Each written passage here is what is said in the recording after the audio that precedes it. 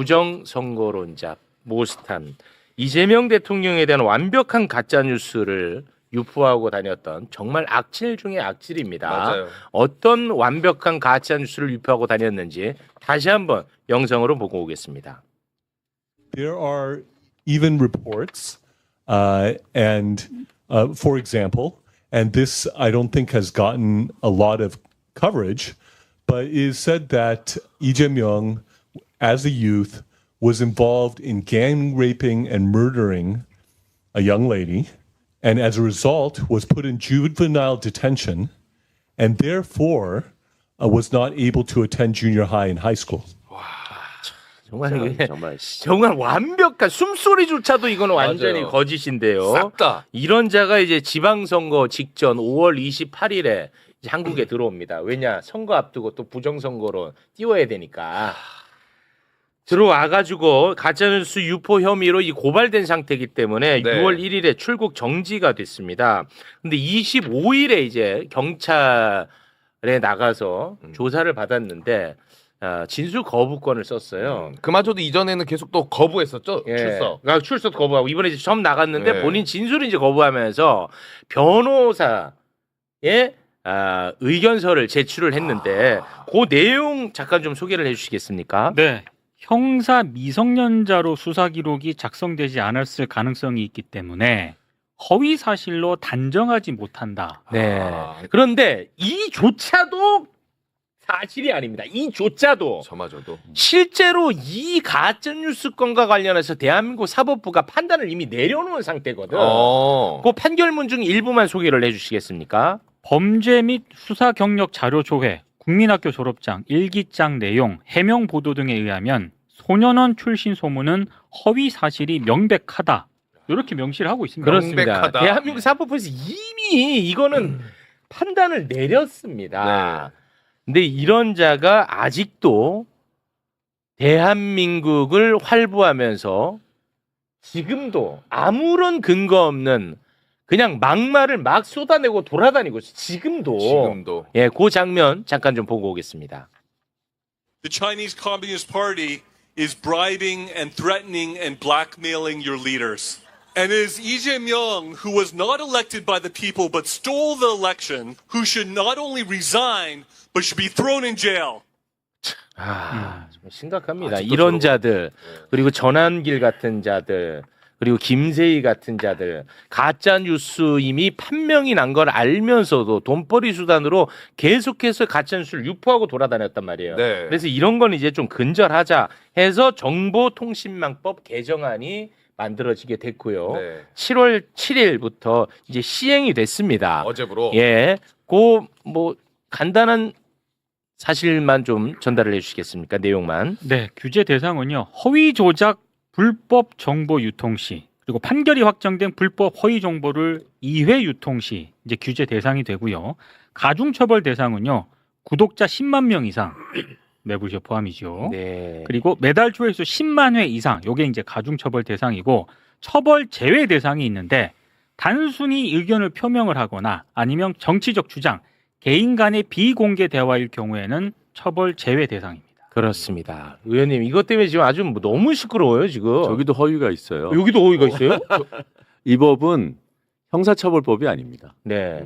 그래서 처벌이라는 표현은 틀렸고요. 제재. 제재. 네. 제재. 네, 그래서 과징금. 과징금 행정처분으로 과징금을 물리는 거 또는 이제 일반 민사에서 보통 손해배상 청구를 하는데 5배까지 가중 손해배상을 청구할 수 있도록 합니다. 그리고 이제 정보를 유통하는 그런 이제 회사들 있잖아요. 뭐 구글, 페이스북 이런 데에 그런 이제 신고가 들어오면 불법 정보에 대해서 조치할 의무를 부과하고 플랫폼 회사 측에. 네. 그리고 그런 활동을 한 것에 대한 보고서를 공표하도록 의무화하는. 그러나 그것은 자율 규제의 범위에 둬서 그걸 안 지켰을 때에 뭔가 또 제재 수단은 없는. 어떻게 보면 아직 덜 완성된. 그래서 우리 사회의 경종을 울리는 목적이 가장 크고요. 결국은 피해자가 구제할 수 있는 수단을 좀 더 강력하게 줘주자. 그래서 손해배상 청구하던 거를 5배까지의 가중 손해배상을 청구할 수 있게 하고 아까 중요한 것을 소개해 주셨는데 이런 전문적으로 이런 정보를 유통하는 매불쇼 같은 데서 만약에 네. 불법으로 확정 판결 난 그런 정보를 2회 이상 유통하면 박미통위가 행정처분으로 과징금을 최대 10억까지 때릴 수 있습니다. 아, 박미통위가 네. 근데 그거는 법원에서 확정한 판결로서 확정한 그 정보에 대해서만 해당이 됩니다. 그러니까 지금 설명을 들어보시면 그러면 내가 댓글 썼을 때 문제되나? 커뮤니티에 글을 올렸을 때 문제되나? 뭐 카톡 대화했을 때 문제되나? 그건 안 돼요. 대상 카톡 대화는 자체가 안 아니에요. 돼. 카톡 같은 경우는 이제 일평균 100만 이상 사용하는 거는 맞잖아, 플랫폼. 네. 그런데 개인 간의 대화는 대상이 아니고 아예 대상이 아닙니다. 오픈 채팅방은 대상은 맞고. 네. 예. 근데 거기에 그 가중 손배나 과징금의 대상이 되려면 그러니까 그 오픈 채팅도 그러니까 안 된다고 보시면 돼요. 왜냐하면 그 대상이 되는 사람들은 일단 업으로 하는 사람이어야 돼요. 아, 그- 업으로 해야 돼. 돈벌이 수단으로. 돈벌이 수단으로 그걸 하고 있는 사람이어야 돼요. 그 조건이 구독자 10만 이상. 근데 오픈 채팅에 들어가는 사람이 구독자가 어디 있어요? 그렇지. 커뮤니티에 들어가는 사람은 구독자가 어디 있어요? 아. 성립이 안 돼요. 음. 그리고 그러니까 10만 이상의 구독자 또는 팔로워 그리고 내가 올린 게시 글이나 영상의 조회가 한 달에 10만 회 이상 나와야 돼요. 네. 그게 되는 사람들이 적을 뿐만 아니라 거기 하나가 더 있습니다. 그걸로 돈벌이를 하고 있어야 돼요. 아무리 센 인플루언서라도 뭐 페북에 뭐 팔로워가 많아요. 10만 이상이야. 근데 이 사람은 그걸로 광고를 안 한다? 그럼 그 사람은 아예 대상이 안 돼요. 그러니까 일반인들이 걱정할 게 아닙니다. 일반인들이 그러니까 없던 죄를 새롭게 만든 것도 아니야. 일단 첫째. 네, 맞아요. 원래 있던 다 예를 들어서 내가 명예훼손을 댓글에 달아갖고 명예훼손을 시켰어. 근데 이게 고발이 됐어. 실제로 내가 명예훼손 인정이 됐어. 그럼 예전에도 이거 다 돈 냈어요. 네. 근데 거기에다가 이제 최대 5배까지라고 하는 거를 추가한 거야. 네, 그래서 금융치료를 좀 해야 된다. 금융치료. 네, 그게 가장 아플 것이다. 이렇게 네. 보고 그 법을 만든 겁니다. 그렇습니다. 그러니까 일반인이 대상이 안 되는데 그러면은 이런 거 알리면은 사람들이 안 보잖아요. 자극을 안 받잖아. 그러니까 댓글 달기 겁난다. 뭐 이런 커뮤니티도 무슨 문제가 되는 것처럼. 네, 무슨 뭐 검열하는 네, 것처럼. 카톡도 검열하는 것처럼 아니 중앙일보 일면 톱기사 제목이 댓글 달기 겁난다예요. 아. 이런 언론 때문에 이런 사단이 나는 겁니다. 언론도 언론이고 이제 국민의힘 같은 경우도 이게 가짜 뉴스를 이제 근절하자는 차원이잖아. 네. 그런데 이 법과 관련해서 장동혁이는 가짜 뉴스를 또 만들어냅니다. 이 정말 이중의 아이러니. 저 장동혁이 뭐라고 가짜 뉴스를 또 유포하고 있냐? 이 법과 관련해서 함께 보시겠습니다. 정부가 아무렇게나 가짜뉴스 딱지만 붙이면 과징금이 최대 10억입니다. 마음대로 가짜뉴스 딱지를 붙이는 것은 일도 아닙니다. 결국 모든 국민들의 입을 틀어막고 말 것입니다. 정부가 딱지 붙이는 게 아니라고. 플랫폼 사업자 근데 저 사람 판사 출신 맞아요? 판사 출신입니다. 아니 왜 법을 보고도 저런 말을 할까요? 아, 그러니까 과징금이 부과되는 것은 법원 판결로서 확정된 정보에 한하는 거고 네. 그것을 알고도 2회 이상 유통한 그런 업자가 있으면 그 업자를 제재하는 게 이제 과징금 제도인데 네. 정부가 딱지를 붙인다고 하잖아요. 네. 정부가 어떻게 붙여요? 저거는 완전 가짜 뉴스예요. 네. 그런데 이제 이 법이 만들어지는 과정에서도 이 최욱은 항상 약간 좀 부정적인 의견을 얘기했다가 욕을 바가지로 먹은 사람입니다. 저는 가짜 뉴스에 대해서 굉장히 분노하는 사람이잖아. 네네, 김세희랑 내가 싸웠잖아. 내가 집어넣었잖아, 김세희. 그거 가짜 뉴스 아니에요? 아, 네. 죄송합니다. 네. 그런 허위 조작 정보를 1조 했잖아. 1조 좋았다. 1조. 5g 1조 했잖아. 네. 그런데 이 법에 맹점이 있어요. 예전부터 계속 얘기했던 거야. 뭐냐? 이미 잠깐만요. 그 말씀 하시기 전에 지금 장동혁 같은 장동혁. 제대로 모르고 얘기한 사람이 또 있어요. 한동훈. 아, 한동훈. 그러니까 마치 정부가 판단하는 것처럼. 아니라니까. 그리고 그 징벌적 손배라고 얘기하는 가중 손배 최대치가 몇 배라고 했습니까? 5배. 근데 한동훈 의원은 10배라고 거짓말을 하더라고요. 아, 그 10억을 10배로 또 이렇게 10억 얘기도 하고 10배 얘기도 했어요. 그러니까 그게 이제 그러니까 그런 식으로. 얘기 안 되는 거 가지고 자꾸 말을 꺼내도 언론이 써주니까 네. 이게 좀 재미가 들었는지 네, 문제죠. 이제 얘기하세요. 일반인도 아니고 둘 다 법조인 출신 국회의원이에요. 그러니까요. 그렇습니다. 그러니까 어떻게든 법을 제대로 봤어야 될 사람들이야. 맞습니다. 근데 지 맘대로 얘기해. 자기 정치적 공격을 마음대로 위해서. 합니다. 이제 근데 말씀해 보세요. 이 법의 이제 맹점. 맹점. 이미 사법부에서 판단 내린 것을 갖고 이게 거짓인 걸 알면서도 유포를 하면은 이제 과징금을 물게 된다는 건데 윤석열 정부 때 바이든 날리면 난리가 났었습니다. 네. 예? 이 누가 봐도 윤석열은 바이든이라고 했어. 네. 그런데 청와대나 윤석열은 이걸 날리면이라고 거짓말한 거야. 그 당시에. 이거를 이제 MBC가 보도를 했고 네. 그럼에도 불구하고 윤석열 당시의 사법부는 MBC가 가짜 뉴스라고 얘기를 했어. 판단을 내렸단 말이야. 그러면은 사법부가 그렇게 판단 내렸어. 근데 바이든이 맞아. 근데 내가 바이든 맞아!라고 얘기하면 나는 대상자가 되는 거잖아요. 나는 이런 맹점이 있다고 보는 거예요. 법원은 예. 판단을 못했죠.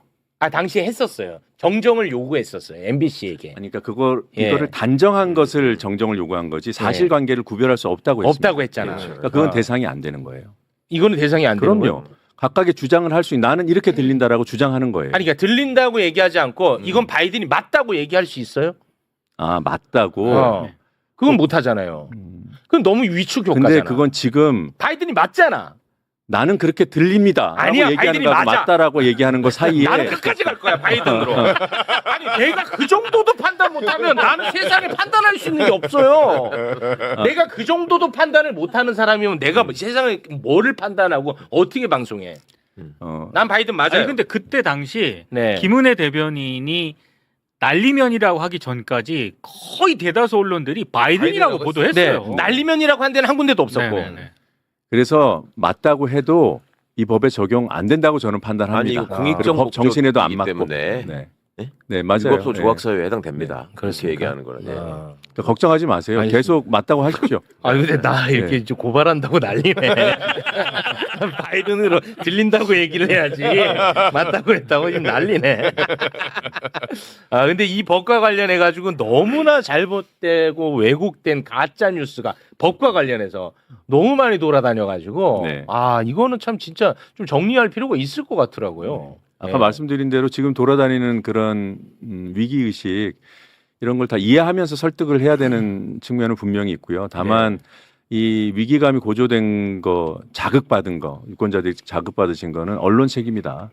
그리고 한동훈, 이 장동혁 같은 무책임한 정치인들 책임이다. 그리고 네. 또 하나 우리 민주당이 친절하게 상세하게 설명을 제대로 못한 거죠. 그 부분도 이거 인정하고 좀 많이 알려야 될 것 그래서 같습니다. 더 쉽게 그리고 더 자주 이런 데 나와서 설명드리는 노력을 해야 된다고 봅니다. 네. 저 개인적으로 조금 실효성 차원에서 네. 의문이 드는 대목이 이제 하나 네. 있는데요.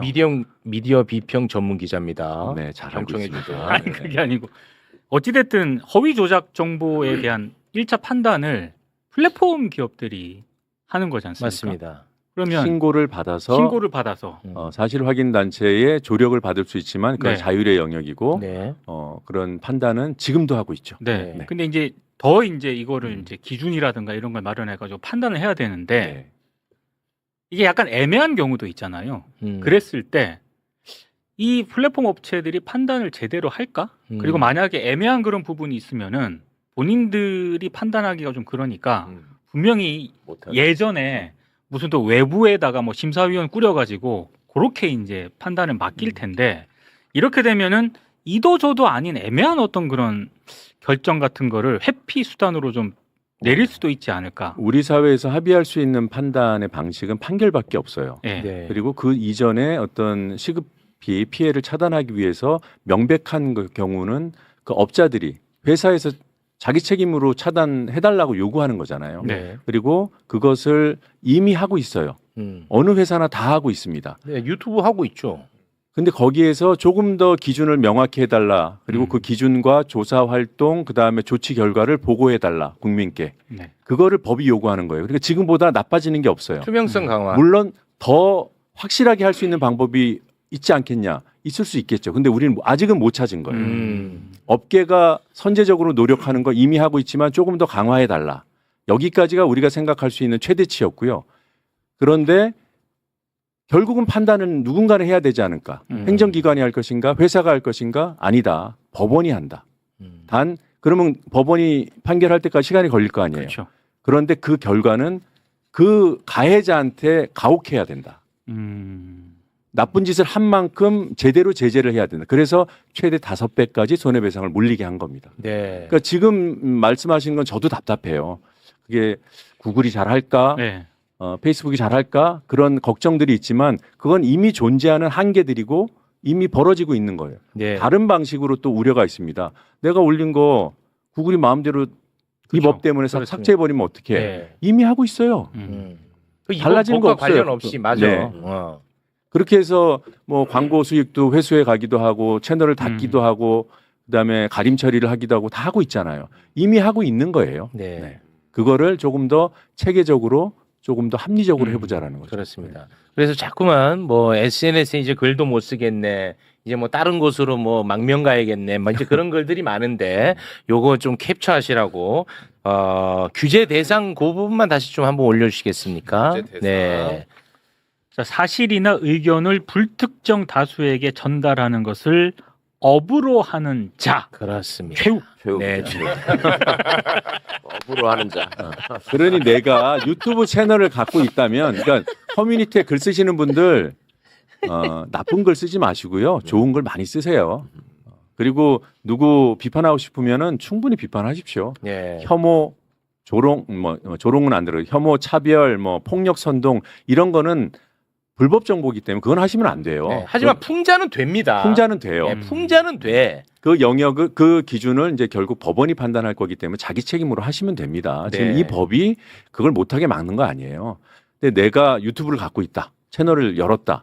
근데 구독자가 10만이 넘거나 내가 올리면 사람들이 많이 봐서 한 달에 조회가 10만 회 이상 나온다. 그러면 책임감을 가지셔야 되는 거예요. 네. 책임감 필요하죠. 그런 사람이 아니면 걱정하지 마시고 구독자부터 늘리세요. 네. 알겠습니다. 자, 뭐 지금 뭐 없는 죄를 새롭게 더 하나 추가한 게 절대 아니다. 원래 그냥 있던 거야. 거기에다가 과징금만 좀 더 많이 부과하는 거다. 이렇게 보시면 될 것 같습니다. 아이러니가 하나 더 있는데 대한민국 극우의 특징은 정권이 바뀌면 표현의 자유를 앞장서서 보호하는 전사가 돼요. 그리고 지네가 집권하면 모든 표현을 탄압해. 억압해. 윤석열 차 옛날에 가지고 그 뭐 수상 취소하고 막 그랬네. 그런 그 전형적인 표현의 자유 그랬네. 거든요. 맞네. 달라지는 야, 게 추가된 게 하나 있어요. 진짜 그러네. 아까 그 정리에다가 하나만 더 덧붙이면 됩니다. 네. 뭐 종교나 장애 여부나 재산 상태나 사회적인 신분 등을 가지고 누군가를 혐오하고 차별하고 네. 또 그들에 대한 증오심을 일으켜서 인간의 존엄성을 파괴하는 그런 정보들이 있잖아요. 네. 그거는 지금까지 대한민국 사회가 불법으로 규정하지 않았어요. 그런 정보가 뭐 어떤 명예훼손이 되거나 모욕이 되는지를 따졌을 뿐이지 그 자체로 불법이라고 어느 법에서도 규정하지 않았습니다. 네. 그런데 이 7월 7일부터는 그건 불법 정보예요. 예를 들면 참사 피해자들 유족들이 계신 그 피해자들을 모욕하고 네네. 혐오하고 그들을 향해서 폭력을 선동하고 그러면 그 자체로 불법입니다. 그 처벌 규정이 들어가 근데 있습니까? 그것도 거기까지 우리가 나간 거예요. 선언하는 거. 선언하는 걸로. 정보통신망법에 그에 대한 형사처벌 규정은 담지 않았습니다. 다만 그 정보가 어떤 명예훼손하고 연결되면 조금 더 적극적으로 수사하고 처벌할 수 있겠죠. 그 길을 열었을 뿐인 겁니다. 네. 그리고 방미심의가 방송 심의를 하는 방미심의가 방송이나 인터넷에 그런 정보도 그런 불법 정보가 올라왔을 때는 삭제를 명할 수 있습니다. 거기가 딱 추가된 거예요. 그거 하지 말까요? 아니, 당연히 해야 되는 거죠. 방금 말씀하신 거는 업으로 하는 자에게만 해당되는 건 아니죠. 방미심의가 그 심의하는 대상은 인터넷에 올리는 정보통신망에 올리는 모든 정보 그리고 방송 이런 것들이기 때문에 그 정보가 불법인지 여부를 판단하는 거는 방미심의한테 모든 권한이 있어요. 그리고 심의를 해서 예를 들면 그게 유튜브에 올라왔어요. 매불쇼에서 나온 정보가 그래. 그러면은 유튜브에 이거를 가려주시오라고 명할 수 있어요. 가리시오라고. 근데 그걸 안 따랐을 경우에 대한 처벌 제재 규정은 또 없다. 없어요. 네. 그러니까 뭐 예를 들어 사회적으로 합의되어 있는 역사적 사실을 관련해서 뭐 다른 아예 뭐 5.18 민주화운동에 대해서 가짜 뉴스를 얘기한다고 이건 다 포함되는 거죠? 그게 어떤 유족이나 피해 희생자들을 혐오하거나 차별하는 그런 언동이면 해당이 되고요. 단순히 역사적인 주장을 하는 것은 이 법의 규율 대상은 아닙니다. 네, 알겠습니다. 그 한 가지만 더 궁금해서. 더 있어요? 그러니까 커뮤니티 있지 않습니까? 뭐 일베라든가 아, 이런 커뮤니티는 여기 지금 제재 대상에서 제외가 될 것 같거든요. 네, 제외돼 있습니다. 제외된다고 하더라고. 네. 근데 네. 커뮤니티 운영자한테 부과되는 의무는 있어요. 커뮤니티가 한 달 평균 100만 명 이상이 사용하는 커뮤니티다. 네. 그런 커뮤니티라면 신고가 들어왔을 때 그 정보를 걸러내고 조치를 취하고 조사 활동을 하고 그럴 의무가 생겨요. 그리고 그것을 그 보고서를 만들어서 우리 국민께 보고할 공표할 의무가 생겨요. 근데 아까 말씀드린 대로 이건 자율 규제법. 그걸 안 했을 경우에 제재 수단이 없어야죠. 아, 갈 길이 오히려 더 남았네요. 네, 이거를 알면 알수록 더 세게 만들었어야지 하는 그런 비판을 비판 가능해. 받을까봐 저는 아. 그걸 걱정해 왔는데 네. 역시 제가 우리 언론의 수준을 잘못 봤습니다. 네. 거꾸로 틀어가지고 혼란을 야기하고 있어요. 아, 알겠습니다. 자, 그 부분은 그렇게 정리하도록 하고 그 오신 김에 요 얘기만 우리 또 법률가 한 분 계시니까 요 짧게만 좀 할게요. 뭐요? 아니 그 검찰 개혁 관련해 갖고 네. 아주 짧게 뭐 네. 깊이 있게 다룰 건 아니고요. 그 여고생 살해범 장윤기라고 있습니다. 아, 네. 이 경찰은 장윤기를 살인 혐의로 검찰에 이 사건을 보냈어요. 그런데 검찰이 이제 보안 수사를 해가지고 성범죄 정황을 추가로 확인하게 됩니다.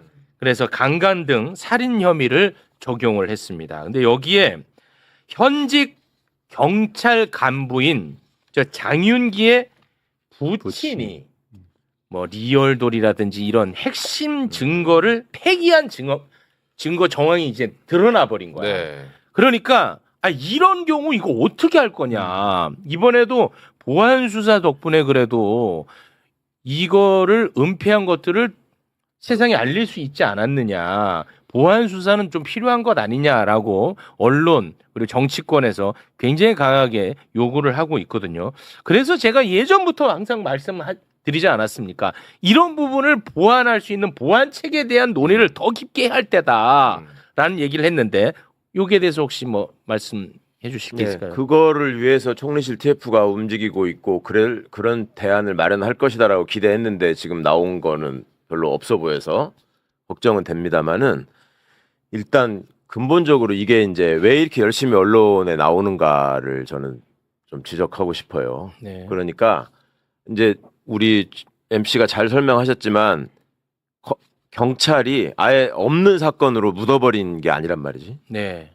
그러니까 이거는 살인죄로 송치를 했는데 네. 해보니까 더 나쁜 범죄다. 네. 그 강간살인이 되면은 법정형이 사형 또는 무기징역입니다. 근데 일반 형법상의 살인죄는 사형, 무기징역 혹은 5년 이상의 유기징역이거든요. 그러니까 뒷부분을 떼내느냐 마느냐의 문제였단 말이에요. 네. 그럼 김건희 건하고 한번 비교를 해보자고요.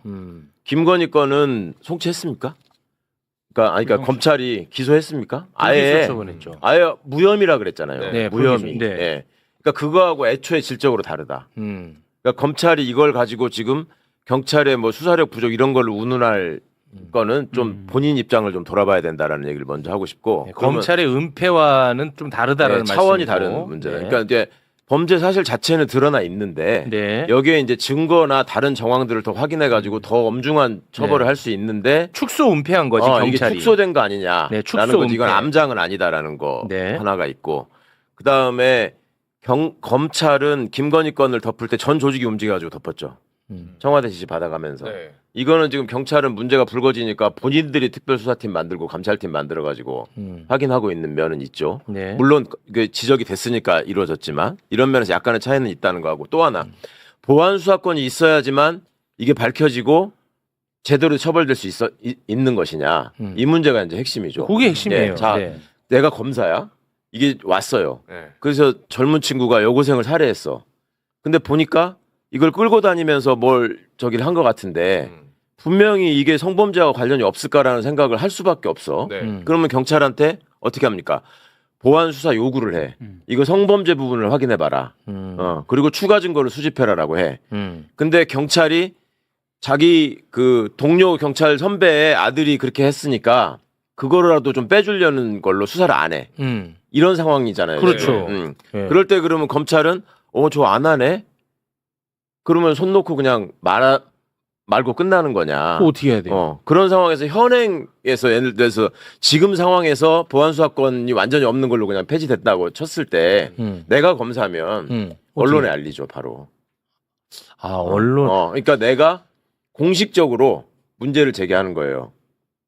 아, 근데 강제적으로. 강제 수사권이 있는 수사기관에서 언론을 한 번 더 거친다는 거는 조금 이게 너무 수고로운 거 왜냐하면 아닙니까? 근데 제도가 저는 있는데 그 지금 돌아가지 않으면 그러니까 그렇게 해서 알려서 이거를 지금 경찰이 수사를 안 하고 있다. 그건 뭐 최후의 수단일 수 있는 그 다음에 거기에 경찰에 대한 징계 요구나 사람을 바꿔라라는 요구권까지 포함되어 있단 말이에요. 이걸 네. 공표하는 거예요. 거고. 그러면 경찰이 그냥 그거를 그냥 뭉개고 넘어갈 수는 없어요. 일단.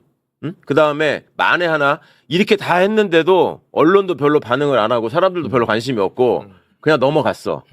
근데 검찰 입장에서는 계속 이걸 이상해. 네. 그리고 공판 진행하다 보니까 계속 이상해. 그러면 계속 보안수사 요구할 수 있거든요. 그 상황에서 경찰이 이거를 확인해가지고 송치를 하잖아요.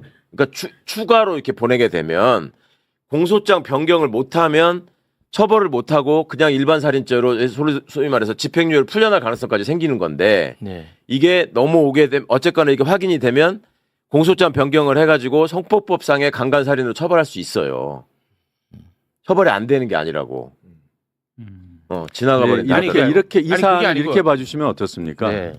그 보안 수사권을 두자 폐지하자 사실 이 두 가지 선명한 결론만 있는 거 아니잖아요. 그러니까요. 보안 수사권을 폐지한다는 원칙 하에서도 지금 예견되는 경찰에 의한 수사 암장이라든가 네. 봐주기 수사라든가 이것들을 보완할 견제 장치들을 장치가. 만들어야 되는 그 거고요. 얘기를 하는 거예요, 예. 저는. 그건 당연한 거예요. 예. 근데 누군가가 폐지 아니면은 죽음 또는 누군 존치 아니면 죽음 이런 식으로 이분법화해서 논쟁을 끌고 가는 게 문제였다는 그렇습니다. 거죠. 네. 폐지를 하든 저랑 똑같으시네. 일부 살리든 그게 합리적이고 완전한 제도를 향해서 가는 것인가 그런 논의가 충분했는가 이걸 따져야 되는 거죠. 저랑 똑같으시네요. 왜 결론을 미리 설정해 놓고 이건 거기에- 답이니까 그렇지. 여기에 맞춰 이건 아니죠. 그거 아니라는 거예요. 근데 지금 사안을 가지고 접근했잖아요. 네. 어떤 사안을 가지고 내가 갖고 있는 주장을 강화하는 거 사안 100개, 1000개 다 갖고 올 수 있어요. 그렇습니다. 반대도 가능해. 네. 그거는 반대도 가능해. 그래서 맞아. 사안으로 논쟁을 하는 것 자체가 굉장히 아니, 소모적이에요. 그건 맞는데 맞는 말씀이에요. 맞는데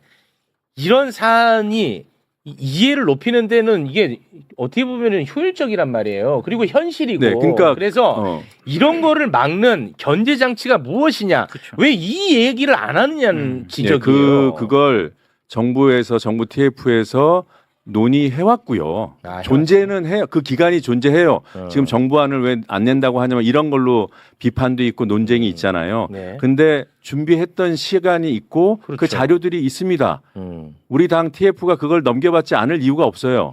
그럼요. 그리고 우리 TF에서도 지금 연구하고 있습니다. 네. 제가 저도 좀 최근에 지적을 했습니다만 그 논의를 조금 더 빨리 그러니까. 충분히 했어야 되는데 이미 네. 늦었다. 예. 늦은 그게 마당에 논의를 해야 될 시점에 또 뭐가 정답이다를 가지고 싸우고 있으니 그게 답답했던 건데 그게 제 지금, 주장입니다. 예, 지금 TF가 돌아가고 있잖아요. 그리고 정부안 받아서 같이 다 녹일 거예요. 네. 그래서 그래도 지금 현실적으로 이렇게 패가 갈라진 갈등 상황이기 때문에 네. 이걸 봉합하는 방향으로 매우 조심스럽고 네. 신중하게 결론을 낼 겁니다. 그러니까 대안이 없다. 대안을 만들 필요가 없다 이 말이 아니고 지금 이 문제를 해결하는 방식으로 검찰의 보안 수사권만이 답이다. 이건 틀린 말이라는 말을 하는 거예요. 아니 그러니까 네 그러면은 이제 이 견제 장치가 무엇이냐는 얘기가 오늘 정도는 우리 그냥 평범한 사람들은 딱 알 수 있는 그런 시기여야 하는데 그게 안 된 게 맞아요. 저는 이제 네, 안타깝다는 그게 얘기예요. 거기에 우리 네. 정부도 우리 그렇죠. 당도 다른 책임이 논의에 있죠. 너무 집중해요. 근데 좀 늦었지만 지금 네. TF가 가동되고 있고 논의 안 한 바 아니고 네, 이게 그건 다 아니고요. 있다. 네, 당 내부에도 그런 고민들이 있어 왔고요. 알겠습니다. 다만 그게 TF라는 어떤 이제 조직으로 이렇게 드러나지 않아서 그게 많이 답답하셨고 저도 알겠습니다. 답답했는데 네. 조속히 결론을 내야 된다는 그런 필요성도 있습니다. 아니 수사심의위원회라는 말을 많이 들어봤잖아요. 그렇습니다. 그게 이거 대비처가 관련 있는 거죠. 수사심의위원회. 네. 뭐 제가 알기로는 하여튼 여러 방안들이 검토되고 있고요. 그리고 처음에 이제 나온 게 이제 국가수사위원회 이런 게 있었는데 제가 구체적인 그거는 이제 거는 없앴거든요. 이게 이제 다 논쟁이 가능한 것들이어서 네. 제가 그걸 언급하기는 어렵고요. 알겠습니다. 다만 시기적으로 공소장 출범 시기가 잡혀 있기 때문에 충분한 시간을 둬야 되는데 이미 좀 늦었어요. 늦었죠. 시행령 네. 만들려면 그러니까. 가급적 서둘러야 됩니다. 그러니까요. 이게 빨리 해야 돼. 네. 여론전에서 조금 시기가 중요한 것 같아요. 왜냐하면 이 건으로 언론들, 기성 언론들의 상당수는 네. 지금 태도를 봤더니 보도 태도를 봤더니 거봐. 맞아요. 보안 수사권 줘야 매우 돼. 불순해. 이렇게 아니, 그 보도를 진보 하고 언론도 있거든요. 그렇거든요. 네. 지금 상황이. 그래서 그 자꾸 민주당에서는 네. 보안 수사권 전면 폐지가 그러니까 보안 원칙이라고 수사권이라는 하는데. 거를 뭐라고 할까? 이게 한쪽에서는 절대 건드리지만 한쪽에서는 완전히 없애버려야 돼. 이 이분법이 좀 비극을 낳고 있다고 봐요. 그러니까 이제 그 다음 폐지. 단계로 빨리 갔어야 그러니까 되는데. 폐지하자는데 동의 다 해요. 그쵸. 네. 근데 폐지하는데 이런 보완책으로서 혹시 남길 수 있는가를 검토하자고 했던 게 대통령의 주문이었던 거예요. 네. 그 정도도 안 된다고 하면은 무슨 논의를 하겠습니까? 그냥 알겠습니다. 땅땅땅 두드리면 끝나는 거죠. 네. 논의를 한다는 거는 뭐 폐지라는 큰 줄기를 우리가 세웠지만 뭔가를 더 미시형기를 찾아보자는 거예요. 근데 알겠습니다. 그거는 결과적으로 그래서 하나도 안 남기고 다 없애고도 보완이 된다 그러면 그렇게 하겠죠. 근데 그게 도저히 안 되면 또 뭔가를 찾아내겠죠. 그렇겠죠. 저는 그걸 기다리는 시점이라고 봅니다. 네, 알겠습니다. 내일 민주당에서 이것과 관련해서 열심히 하고 있는 분들과 이야기를 또 한번 나눠보도록 내일, 하겠습니다. 네. 짧게만 나누면 될 것 같아요. 네. 시간이 좀 많이 흘러가지고 이 정도로 정리를 해야 되겠네. 예. 민주당 전당대회 그 선호 투표제로 이제 결정됐잖아요. 네, 네. 전준위에서 그렇게 결정했죠. 그렇습니다. 지금 뭐 현재 나오는 언론 보도만 보면은 한 4분이 당 대표로 출마할 것 같은데 이제 4분 가운데 순위를 매겨가지고 내가 1순위, 2순위, 3순위, 4순위 매겨. 근데 1차 투표 결과 과반이 넘지 않아. 4명 다. 4명 다. 그러면 여기 꼴찌를 삭제. 그래서 이제 꼴찌가 가져갔던 그 표, 2순위 표를 이제 나눠줍니다. 예. 거기에서 이제 과반이 나오면은 그 사람이 당선. 그래도 안 나와. 그러면 3위 한 사람 거를 또 나눠줘. 그래서 이제 과반이 나오면 그분이 이제 당선이 되는 선호 투표제인데 이거는 뭐 어떻게 보세요? 뭐 이미 결론이 나가지고 뭐 더 이상 얘기할 것도 없죠. 반대하시는 분들이 있어서 좀 말씀드리기가 좀 조심스러운데 저는 결론을 냈고 거기에 유불리가 저는 잘 이해가 잘 안 됩니다. 결선 투표제하고 선호 투표제하고 저는 뭐 잘은 모르는데 결과론적으로는 저는 똑같은 결과가 나올 것 같거든요. 왜냐하면 3명이 싸웠어. 근데 한 명이 그만둬. 아니 3명이 싸웠는데 과반이 안 돼. 한 명이 한 명 이제 떨어뜨려. 그럼 이 사람이 갖고 있는 표가 둘 중에 누구한테 갈 거냐 싸움이 결선 투표인데 네. 선호 투표가 이제 그 과정을 생략한 채 이루어지기 때문에 결과는 저는 일단 이게 당원 당규 위반이라는 지적이 나와서 그거는 사실관계를 확인하면 될 것 같고요. 다만 당원 당규 예, 위반 당원의 이슈. 결선이라는 말이 들어가 있어서 지금 그것 때문에 네. 위반이라고 하는 겁니까? 근데 맞아요. 저는 이 제도 그 이슈가 있어요. 자체는 매우 합리적이고 이재명 대표 시절에 저희가 하기로 했던 거고요. 그리고 시행을 해본 거예요. 그리고 저는 이 제도의 장점으로 이걸 봅니다. 결선 투표를 하게 되면 그것도 당일에 하잖아요. 네. 그러면 그 촉박한 몇십 분 동안에 거래가 가능합니다. 딜이 가능합니다. 그게 정치적으로 옳은가? 라는 그런 의문이 있는데 선호투표제는 그걸 막아줘요. 그런 점에서 제도의 장점은 저는 분명히 있다고 봅니다. 합리적인 제도라고 봅니다. 네. 처음 도입하는 거예요? 선호투표. 당대표에는 당대표는 저는 처음 보는 것 같은데. 처음. 알겠습니다. 네.